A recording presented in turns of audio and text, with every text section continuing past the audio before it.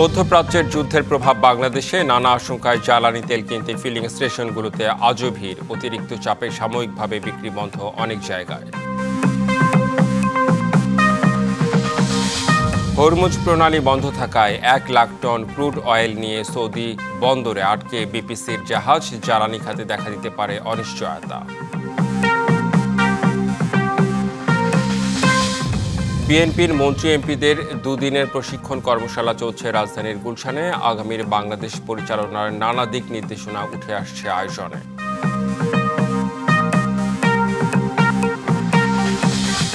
কোনোভাবেই ফিরছে না রাজধানীর গণপরিবহনের শৃঙ্খলা। চলাচলে ভোগান্তি আর ঝুঁকি যেন নগরবাসীর নিয়তি। প্রয়োজন সরকারের সদিচ্ছা, মত বিশেষজ্ঞদের। রাজধানীর দুপাশে 2 ল্যান্ডফিলের বর্জ্য পোড়ানোয় রাতেই বেশি দূষিত ঢাকার বাতাস। 30 থেকে 35 গুণ পর্যন্ত বেশি বায়ু দূষণ হচ্ছে রাতে।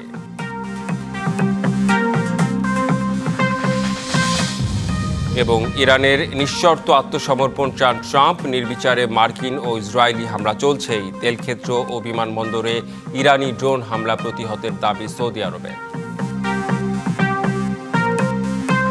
মধ্যপ্রাচ্যের যুদ্ধ পরিস্থিতির কারণে দেশে তেলের সরবরাহ সংকট ও মূল্য বাড়তে পারে এমন আশঙ্কায় রাজধানীসহ সারা দেশের পেট্রোল পাম্পগুলোতে উপচে পড়া ভিড় বাড়ছে।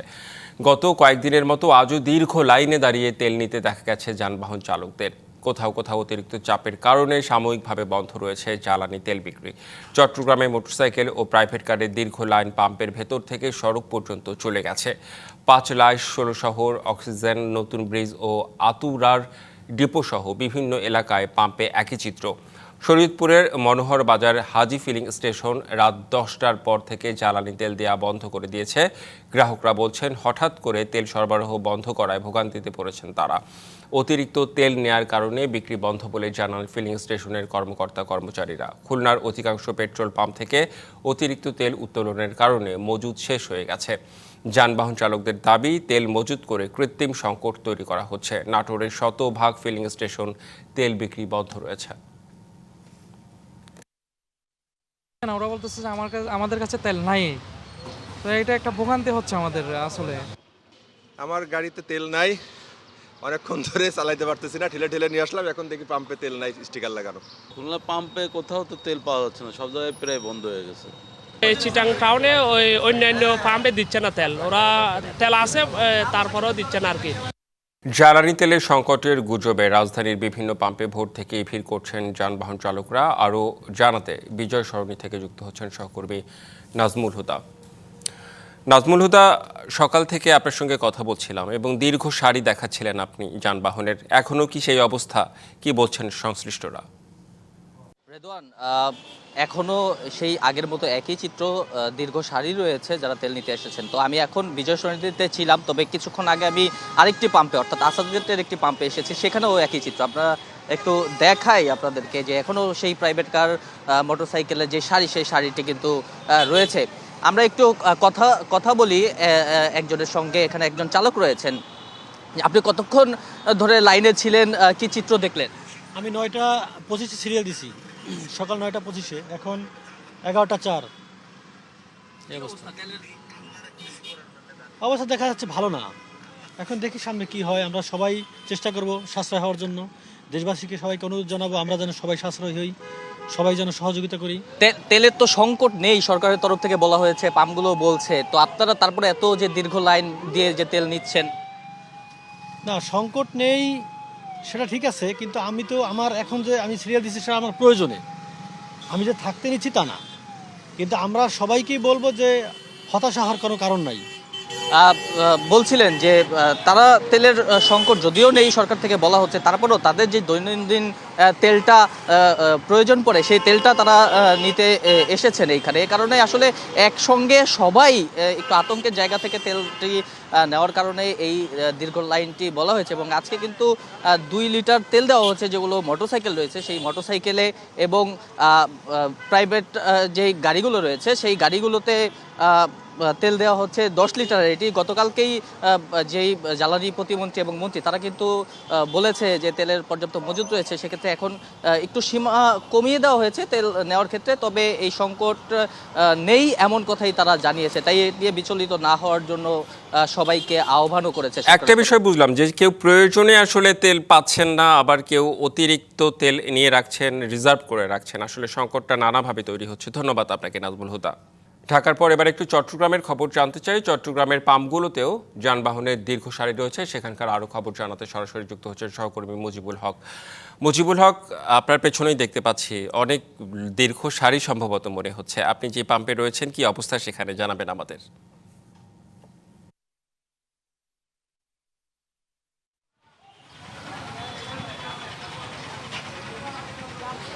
রেদওয়ান, আমরা সকাল 9টার সম্প্রচারটিতেও দেখিয়েছিলাম যে যানবাহনগুলো দীর্ঘ সারি রয়েছে। তখন আমরা একটা পেট্রোল পাম্পে ছিলাম, এখন আমরা অন্য একটি পেট্রোল পাম্পে রয়েছি। সেখানেও একই ধরনের চিত্র আমরা আসলে দেখতে পাচ্ছি। বিশেষ করে মোটর সাইকেল এবং ব্যক্তিগত গাড়ির এক ধরনের দীর্ঘ সারি দেখা যাচ্ছে, এবং তারা কেউ বলছেন যে নগরের বিভিন্ন জায়গায় তারা ঘুরে তেল না পেয়ে অন্য জায়গার যে সমস্ত তেল পাওয়া যাচ্ছে সেই জায়গাগুলোতে তারা আসছেন এবং ঘুরে আসলে তারা তেল সংগ্রহ করছেন। তবে এখানটাতে আসলে পাম্প মালিক যারা রয়েছেন তারা বলছেন যে তেলের যে স্বাভাবিক সরবরাহ সেটি তো রয়েছেই, এবং স্বাভাবিক প্রতিদিনকার মতো যে তেলের সরবরাহ করা হয় সেটি তারা করছেন, কিন্তু কেউ এসে আসলে তাদের প্রয়োজনের অতিরিক্ত তেল আসলে সংগ্রহ করছেন। এবং আমরা দেখছি যে ব্যক্তিগত গাড়ির এক ধরনের আধিক্য রয়েছে, চাপ রয়েছে। যদিও গতকাল রাত থেকে একটি নির্দিষ্ট পরিমাণ তেল সংগ্রহের মাত্রা বিপিসির পক্ষ থেকে নির্ধারণ করে দেওয়া হয়েছে। পাম্পের যারা মালিকরা রয়েছে তারা বলছেন যে অন্য কোনো পাম্প থেকে তারা তেল সংগ্রহ করেছেন কিনা সেই রসিদগুলো আসলে তারা চেক করে তারপরে আসলে তারা দিচ্ছেন। আপনি জানেন যে চট্টগ্রাম দেশের দ্বিতীয় বাণিজ্যিক রাজধানী, বৃহত্তম কারখানা থেকে শুরু করে ব্যাপক যানবাহন এখানে রয়েছে। অনেকগুলো কারখানা আসলে পরিশোধিত তেল দিয়ে চলে, ফলে এক ধরনের সংকট তৈরি হতে পারে। যদি আমরা আমাদের একটি সংবাদের মাধ্যমে জানাচ্ছিলাম প্রায় 1 লাখ ক্রুড অয়েল কিন্তু এখনও পর্যন্ত যে হরমুজ প্রণালী সেটি বন্ধ থাকার ফলে আটকা রয়েছে। ফলে কয়েকদিনের মধ্যে সেই পরিশোধিত তেল যদি বাংলাদেশে প্রবেশ করতে না পারে তাহলে একটা দীর্ঘমেয়াদী সংকট আসলে তৈরি হতে পারে। তবে এখন পর্যন্ত সেই ধরনের কোনো সংকট নেই। সরকারের পক্ষ থেকে, বিপিসির পক্ষ থেকে যেটি বলা হচ্ছে যে পর্যাপ্ত পরিমাণে তেল বা জ্বালানি মজুদ রয়েছে, এবং এখানে একটা অতি উৎসাহী চালক এবং গাড়ির মালিকের আধিক্য লক্ষ্য করা যাচ্ছে, যারা তেলের একটা সংকট তৈরি হতে পারে বা দাম বাড়তে পারে এই ধরনের মোটামুটি দুটো সংকটের জায়গা থেকে বা সামাজিক যোগাযোগ মাধ্যমে প্রচারণার জায়গা থেকে তারা আসলে তেল সংগ্রহ করে নিচ্ছেন। কেউ বলছেন যে অনেক জায়গায় তেল সরবরাহ না পেয়ে তারা এখানে আসছেন। অর্থাৎ আমরা মিশ্র প্রতিক্রিয়া আসলে তাদের মধ্যে দেখতে পাচ্ছি। যদিও সরকারের পক্ষ থেকে বারবার সেটি বলা হচ্ছে যে পর্যাপ্ত পরিমাণ তেল মজুদ রয়েছে, এবং আপনি জানেন যে বাংলাদেশে যে পরিমাণ জ্বালানি তেল ব্যবহৃত হয় তার অধিকাংশই কিন্তু মধ্যপ্রাচ্য নির্ভর, অর্থাৎ মধ্যপ্রাচ্য থেকে আমদানি করা হয়। সেই জায়গা থেকে যেহেতু হরমুজ প্রণালী বন্ধ রয়েছে সেটি পুরোপুরিভাবেই আমদানি যে চেইন, স্বাভাবিক যে চেইন সেটি সরবরাহ ঘাটতি হচ্ছে, সেটি খুব একটা এখন পর্যন্ত প্রভাব পড়ছে না পাম্প মালিকরা। এবং পাশাপাশি প্রয়োজনের অতিরিক্ত আসলে যারা জ্বালানি নিচ্ছেন সেখান থেকে আসলে সংকটটা আরও বেশি বাড়ছে মনে হচ্ছে। ধন্যবাদ আপনাকে মুজিবুল হক। যুক্তরাষ্ট্র ইরান যুদ্ধের প্রভাবে কাঁচামাল সংকটে পড়তে যাচ্ছে দেশের একমাত্র রাষ্ট্রায়ত্ত জ্বালানি তেল শোধনাগার ইস্টার্ন রিফাইনারি। হরমুজ প্রণালী বন্ধ থাকায় 1 লাখ টন ক্রুড অয়েল নিয়ে সৌদি আরবের রাশ তানুরা বন্দরে আটকা পড়েছে বিপিসির জাহাজ। সময় মতো জাহাজটি না পৌঁছালে দেশের জ্বালানি খাতে দেখা দিতে পারে অনিশ্চয়তা। দেশের জ্বালানি তেলের চাহিদা মেটাতে মধ্যপ্রাচ্যের বিভিন্ন দেশ থেকে অপরিশোধিত তেল বা ক্রুড অয়েল আমদানি করে বাংলাদেশ। এরপর চট্টগ্রামের ইস্টার্ন রিফাইনারিতে পরিশোধন করে উৎপাদন হয় diesel, octane, petrol, jet fuel সহ বিভিন্ন জ্বালানি। ইরান যুদ্ধ পরিস্থিতির কারণে সৌদি আরবে আটকা পড়েছে 1 লাখ টন ক্রুড অয়েল। গত 2 মার্চ নির্ধারিত সময়ে বাংলাদেশের পথে রওনা হতে পারেনি বিপিসির জাহাজ। হরমুজ প্রণালী দিয়ে জাহাজ চলাচল বন্ধ থাকায় অন্তত কয়েকশো তেলবাহী ট্যাঙ্কার মধ্যপ্রাচ্যের বন্দরগুলোতে আটকে পড়ে আছে। জ্বালানি বিশেষজ্ঞরা বলছেন সময় মতো ক্রুড অয়েল দেশে না পৌঁছালে জ্বালানি বাজারে এর প্রভাব পড়তে শুরু করবে। প্রয়োজনীয় জ্বালানি তেল যেখানে আমরা একটু এই মুহূর্তে খরচ না করলেও চলতেছে, সে সমস্ত সাইটগুলোকে আমাদেরকে একটু সাশ্রয়ী হতে হবে। সোলার এনার্জি, উইন্ড এনার্জি, এ সমস্ত দিকে একটু আমাদের কনসেন্ট্রেট করতে হবে, যেগুলো বিদ্যুৎ উৎপাদন করতে লিকুইড জ্বালানি দরকার হয় না। জ্বালানি এবং এলএনজি দুইটার ক্ষেত্রেই আমাদেরকে বিকল্প সবসময় আমাদেরকে হাতে রাখতে হবে। অপরিশোধিত জ্বালানি তেল সিঙ্গাপুর ও মালয়েশিয়া থেকে আমদানি হয়ে চট্টগ্রামে পৌঁছাচ্ছে। আপাতত দেশে পরিশোধিত জ্বালানির সরবরাহ স্বাভাবিক থাকলেও 5-6 দিনের মধ্যে জাহাজ রওনা দিতে না পারলে কাঁচামাল সংকটে পড়বে দেশের একমাত্র রাষ্ট্রীয় তেল পরিশোধনাগার ইস্টার্ন রিফাইনারি। আগামী 22শে মার্চ সংযুক্ত আরব আমিরাত থেকে আরেকটি জাহাজ চট্টগ্রামে আসার কথা রয়েছে, তবে সবকিছু নির্ভর করছে যুদ্ধ পরিস্থিতির উপর। আমাদের মজুদ এখনো ঠিক আছে, তবে ক্রুডের বিষয়ে একটু আমরা সংকটে পড়েছি যে ক্রুড একটি লোড হয়েছে যেটি হরমুজ প্রণালী অতিক্রম করতে পারছে না, আর একটি 22 তারিখে আছে, সেটা কি হবে আমরা জানি না। তো আমাদের হাতে বিকল্প কিছু ব্যবস্থা আছে, কিছু এডিশনাল কার্গো এই আমাদের যে চুক্তি আছে তার ভিতরে ধরা আছে। তো আমরা তাদেরকে রিকোয়েস্ট করব, তারা যদি এই এডিশনাল কার্গোটা আমাদের সরবরাহ করে তাহলে বিকল্প হিসেবে আমাদের কোনো ধরনের কোনো সমস্যা হবে না। জ্বালানি বিশ্লেষকদের মতে হরমুজ প্রণালী দীর্ঘ সময় অচল থাকলে শুধু আমদানি ব্যয় নয়, অভ্যন্তরীণ উৎপাদন ও বিতরণ ব্যবস্থার উপরও চাপ পড়বে। মাসুদুল হক, ডিবিসি নিউজ, চট্টগ্রাম। এবার ফিলিং স্টেশন থেকে তেল সরবরাহের সীমা বেঁধে দিয়েছে বাংলাদেশ পেট্রোলিয়াম কর্পোরেশন বিপিসি। শুক্রবার বিপিসির এক প্রজ্ঞাপনে এই নির্দেশনা জানানো হয়। এতে বলা হয় মোটরসাইকেলে দিনে 2 লিটার পেট্রোল বা অকটেন নিতে পারবে, ব্যক্তিগত গাড়ির ক্ষেত্রে নেওয়া যাবে 10 লিটার তেল। জিপ ও মাইক্রোবাস দিনে পাবে 20 থেকে 25 লিটার, পিকআপ বা লোকাল বাস দিনে ডিজেল নিতে পারবে 70 থেকে 80 লিটার, আর দূরপাল্লার বাস, ট্রাক, কাভার্ড ভ্যান বা কন্টেইনার ট্রাক দৈনিক 200 থেকে 220 লিটার তেল নিতে পারবে। রাজধানীর গুলশানে চলছে ক্ষমতাসীন দল বিএনপির মন্ত্রী এমপিদের প্রশিক্ষণ কর্মশালা। 2 দিনের আয়োজনে আজকে শেষ দিন। প্রথম দিনের সেশনে বেশ কয়েকজন মন্ত্রী, প্রতিমন্ত্রী, উপদেষ্টা, সংসদের চিফ হুইপ ও হুইপরা অংশ নেন।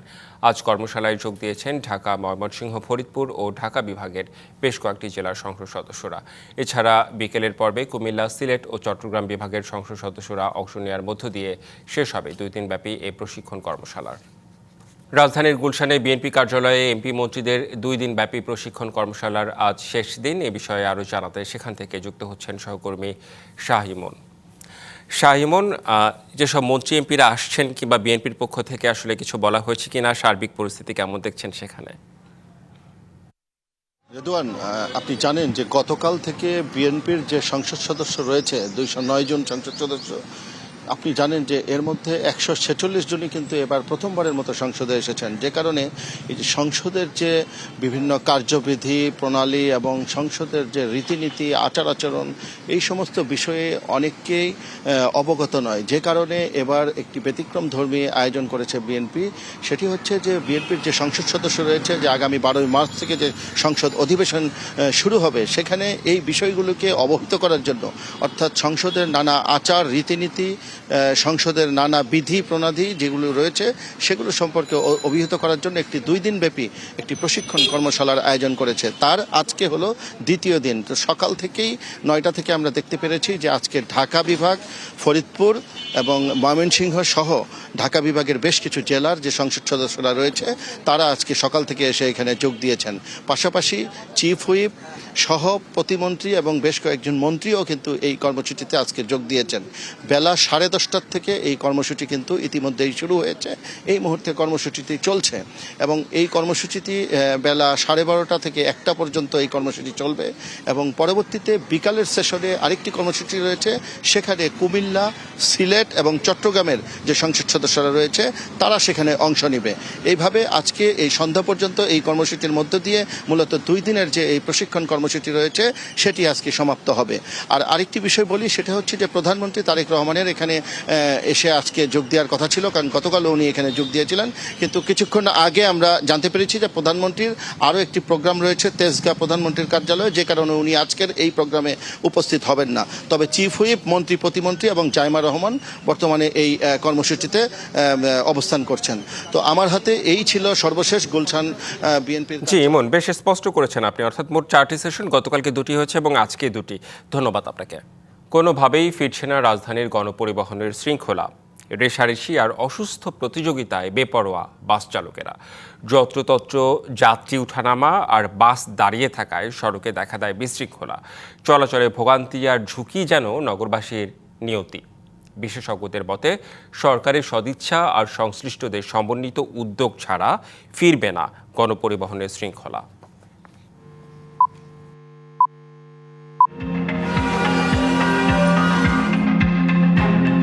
দৌড়ের মধ্যে উঠি, দৌড়ের মধ্যে নামি, চাইপা যাই। যাত্রীরা স্টপ ছাড়া দেখেন দাঁড়ায় রয়েছে, এখন কি করবো?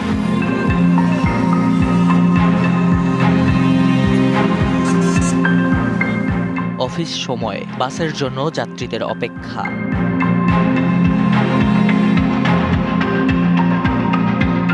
ব্যক্তিগত গাড়িতে নগর সয়লাভ হলেও নেই পর্যাপ্ত গণপরিবহন। প্রতিদিনই বাসের দরজায় বাদুড় ঝোলা যেন যাত্রীদের নিয়তি। মোড়ে মোড়ে স্টপেজ থাকলেও নেই ব্যবহার। ঝুঁকি নিয়ে মাঝ রাস্তায় চলে যাত্রী ওঠানামা। রেশারেশি, ধাক্কাধাক্কির পাশাপাশি বিপজ্জনক ওভারটেকিং গণপরিবহনের নিয়মিত চিত্র। গণপরিবহনে শৃঙ্খলা ফেরাতে বিভিন্ন সময়ে নেওয়া হয় নানা উদ্যোগ। কখনো সবুজ রং হয়েছে বাস, কখনো খোলস পাল্টে গোলাপি। স্টপেজ, ই টিকেটিং সবই বারবার চর্চা হলেও টেকেনি কিছুই। দাঁড়ানোর মতো রাস্তার উপরে 2 সাইডে গাড়ি, চতুর্দিকে গাড়ি চলাচল করে, ঝুঁকি তো অবশ্যই আছে। ওই ঝুঁকি নিয়েই তো যাইতে হবে। এরা আমাদের বইলা ওঠা ঠিকঠাক মতন, যে স্টেশনে নামাবো ঠিক মতন এরা নামায় না, কিন্তু নামানোর সময় এরা খারাপ ব্যবহার করে। স্টপেজ ছাড়া নামানো ঠিক না। এখন এইভাবে চলতেছে, এখন আমরা নামাই বাসগুলো যত্রতত্র যাত্রী উঠানামা করায়, তারপরে সিগন্যাল ভায়োলেশন করে, ম্যাক্সিমাম টাইমে সিগন্যাল ভায়োলেশন করে। রাজধানীর গণপরিবহন ব্যবস্থা ঢেলে সাজাতে 2021 সাল থেকে ধাপে ধাপে বাসগুলোকে একক কোম্পানির আওতায় আনার উদ্যোগ নেয় ঢাকা পরিবহন সমন্বয় কর্তৃপক্ষ। মালিক শ্রমিক সংগঠন সমূহের থেকে একটা অসহযোগিতা ছিল। রুটের পরিকল্পনা এবং যে সিচুয়েশনটা ছিল সেটাও আসলে ভালো ছিল না। অবৈধ বাস ঢাকা শহরে চলবে না, বা এই যে লক্করঝক্কর ভাঙাচোরা, তারপরে রং চটা, এগুলো যে চলবে না, এই বিষয়ে আসলে কোনো মানে ডিসিশন বা সিদ্ধান্ত হয়তো সভাতে নেওয়া হচ্ছে, কিন্তু এর কোনো ইমপ্লিমেন্টেশন আমরা দেখতে পাইনি। বিশেষজ্ঞরা বলছেন সিন্ডিকেট আর পুলিশের অসহযোগিতায় বাস্তবায়ন করা যায়নি বাস রুট রেশনালাইজেশন প্রকল্প। লক্করঝক্কর আর আনফিট বাসকে গোলাপি রঙে নামানোর নজিরও দেখা যায় সড়কে।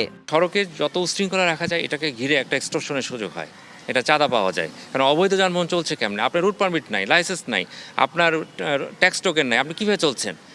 এটার কোনো না কোনোভাবে সমঝোতাই চলছে। সমঝোতা হয় আসলে চাঁদার মাধ্যমে। ডিটিসিএ শুধুমাত্র টেকনিক্যাল স্টাডি যেটা বারবার করছে, রিভিশন করছে, নতুন নতুন স্টাডি নিচ্ছে, এইভাবে কিন্তু আসলে বাস রুট ফ্র্যাঞ্চাইজি হবে না। অবশ্য মালিক সমিতি বলছে পরিবহনে শৃঙ্খলা ফেরাতে সরকারের যে কোনো উদ্যোগে সহযোগিতা করতে চায় তারা। কেউ ফান্ডিংস করতেছে না, ডিটিসিএ বারবার বলতেছে না। আমি ডিটিসিকে বলছেন আপনি আমাকে 100 গাড়ি দেন, 50টা গাড়ি দেন, দেন আপনাদের লোক দিয়ে দেন, অন্য কোম্পানিকে দেন। আমি বলি না আমার মালিকানা দেবে, আমি সাহায্য করবো। প্রতিটা পৃথিবীর দেশেই আপনি দেখবেন শহরতলি এই পরিবহন ব্যবসায় এখানে সাবসিডি দিতে হয়। এখানে দেওয়া দূরের কথা, বছর বছর আপনার উপর ট্যাক্স বৃদ্ধি করে। এই তত্ত্বাবধায়ক সরকারের সময় আপনার এআইটি দ্বিগুণ করে দেওয়া হলো। এটা কোন কারণে? যোগাযোগ বিশেষজ্ঞরা বলছেন রাজনৈতিক সদিচ্ছার অভাবেই পরিবহনে শৃঙ্খলা ফেরানোর সব উদ্যোগ ভেস্তে গেছে। আধুনিক কিছু করার আগে আমার কিছু আয়োজন লাগবে, কিছু প্রস্তুতি লাগবে। সেই আয়োজন বা প্রস্তুতিগুলো আসলে নীতিগত সিদ্ধান্তের ব্যাপার। সেখানে রাজনৈতিক সদিচ্ছার একটা বিষয় আছে।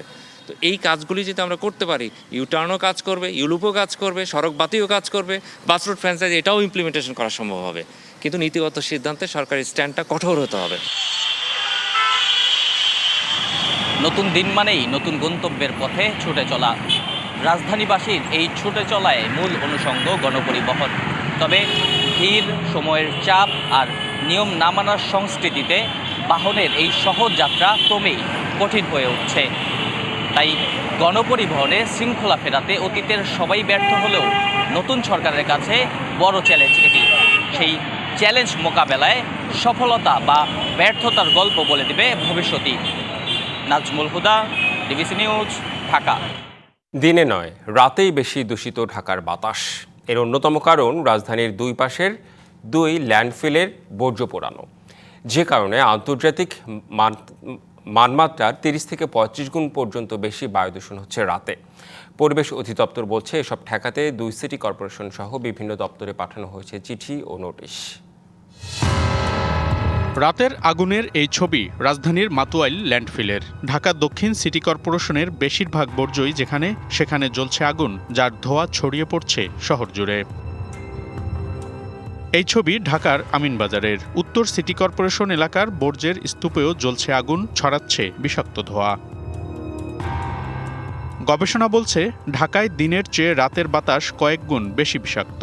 দিনে যেখানে দূষণে PM 2.5 এর মাত্রা 62 পর্যন্ত নামছে, সেখানে মধ্যরাতে সেই মাত্রা উঠছে 110 পর্যন্ত। বিশেষজ্ঞরা বলছেন, পরিপূরক নানা কারণ থাকলেও রাতে বায়ু দূষণের এমন ভয়াবহতার জন্য দায়ী ল্যান্ডফিলের আগুন। এবং রাত যত গভীর হয় এই দূষণের পরিমাণ তত বৃদ্ধি পেতে থাকে এবং রাত 1টা থেকে 2টা বাংলাদেশের সর্বোচ্চ বায়ু দূষণের স্লট হিসেবে পরিগণিত হয় এবং WHO এর মানমাত্রা অনুযায়ী সেটি 30-35 গুণ পর্যন্ত বৃদ্ধি পায়। এই দুটি ডাম্পিং সাইটে বর্জ্য পোড়ানোর কারণে সারা শহরের মানুষ রাত্রের বেলা তিক্ত যেই ঝাঁঝালো গন্ধ বর্জ্য পোড়ানো, সেটি শহরব্যাপী মানুষ অনুভব করে এবং রাতের বেলা বায়ু দূষণ বৃদ্ধি পেয়ে যাওয়ার পিছনে এই দুইটি ডাম্পিং সাইটের বর্জ্য পোড়ানোর সাথে সাথে অন্যান্য জায়গাতে বর্জ্য পোড়ানোটি অন্যতম একটি প্রধান কারণ। পরিবেশ অধিদপ্তর বলছে, এই দূষণ ঠেকাতে এবং ব্যবস্থা নিতে 2 সিটি কর্পোরেশন সহ বিভিন্ন দপ্তরে এরই মধ্যে চিঠি ও নোটিশ দিয়েছেন তারা। এই 2 জায়গায় আগুন লাগিয়ে দেওয়া হয়। কেউ স্বীকার করতে চান না, কিন্তু আগুন লাগানো হয়। South city corporation, north city কর্পোরেশনের প্রধান নির্বাহী কর্মকর্তা, ওনাদেরকে সুনির্দিষ্ট চিঠি দেওয়া হয়েছে। পরিবেশ অধিদপ্তর থেকে আমরা নোটিশ দিয়েছি যেন আমিনবাজার এবং মাতুয়াইলে যেন বর্জ্য পোড়ানো না হয় এবং আইনে উল্লেখ করা আছে যে এই আইন অনুযায়ী এই বর্জ্য পোড়ানো নিষিদ্ধ। যার উচ্চ পর্যায়ে আলোচনা করে ইমিডিয়েটলি যেন এটার একটা সুন্দর ব্যবস্থা নেওয়া যায়। কিছু এনফোর্সমেন্ট কার্যক্রমও করা হবে। এরই মধ্যে আমিনবাজারের ল্যান্ডফিল পরিদর্শন করেছেন ঢাকা উত্তর সিটি কর্পোরেশনের প্রশাসক শফিকুল আলম খান মিল্টন। মানবসৃষ্ট এই বায়ু দূষণ ঠেকাতে সংশ্লিষ্টদের কঠোর হওয়ার আহ্বান রাজধানীবাসীর। মনিরুল সোহাগ, ডিবিসি নিউজ, ঢাকা। রাজধানীর সায়েন্স ল্যাব মোড়ে ট্রাকের ধাক্কায় গণপূর্ত অধিদপ্তরের অফিস সহায়ক সুমন ও তার মেয়ে নিহত হয়েছেন। অন্যদিকে তেজগাঁওয়ে সিএনজি অটোরিকশা উল্টে চালক ও যাত্রীসহ 2 জন নিহতের ঘটনা ঘটেছে। দুটি ঘটনাই ঘটেছে ঈদ কেনাকাটা শেষে ফেরার পথে। ঈদের আনন্দকে সঙ্গে নিয়েই ঘর থেকে বেরিয়েছিলেন গণপূর্ত অধিদপ্তরের অফিস সহায়ক সাজু আহমেদ সুমন। 21 বছর বয়সের একমাত্র মেয়ে তৃষাকে নিয়ে বের হয়েছিলেন কেনাকাটায়। বাবা মেয়ের এই আনন্দ ভ্রমণ শেষে আর ফেরা হলো না। একদম এত জ্যামের মধ্যে এই ঘটনাটা ঘটলো, আমার দুঃখটা শুধু এখানেই ভাই। ঢাকা মিডিক একটা ঢাকার স্পট, নিউ মার্কেট প্রচণ্ড জ্যাম, এর মধ্যে এই ঘটনাটা ঘটে ফেললো। শুক্রবার রাত 9টার দিকে মোটরসাইকেলে বাসায় ফিরছিলেন তারা। সায়েন্স ল্যাবরেটরি মোড়ে পৌঁছালে একটি বালুবাহী ট্রাক সজোরে ধাক্কা দিলে ঘটনাস্থলে প্রাণ হারান সুমন। গুরুতর আহত হয়ে তৃষাকে দ্রুত ঢাকা মেডিকেল কলেজ হাসপাতালে ভর্তি করানো হলে চিকিৎসক তাকেও মৃত ঘোষণা করেন। একই রাতে রাজধানীর তেজগাঁও এলাকায় ঘটে আরেকটি মর্মান্তিক দুর্ঘটনা। হারুনুর রশিদ সানি ঈদের কেনাকাটা শেষে পরিবার নিয়ে সিএনজি অটোরিকশায় ফিরছিলেন বাসায়। 7 রাস্তা মোড়ে সিএনজি ইউটার্ন নেওয়ার সময় আইল্যান্ডে সজোরে ধাক্কা লাগে। গুরুতর আহতদের ঢাকা মেডিকেল কলেজ হাসপাতালে নেওয়া হলে চিকিৎসক সানি ও সিএনজি চালক আলিমকে মৃত ঘোষণা করেন। অবশ্যই গাড়ির একটা বেপরোয়া গতি ছিল, এই জন্য আজকে আমাদের কলিগটা আজকে এই অল্প বয়সে সে জীবনটা হারায় গেল। এই ঘটনায় সানির স্ত্রী ও তার বোন গুরুতর আহত অবস্থায় ঢাকা মেডিকেল কলেজ হাসপাতালে চিকিৎসাধীন রয়েছেন। Bijan Kumar Das, DBC news, Dhaka.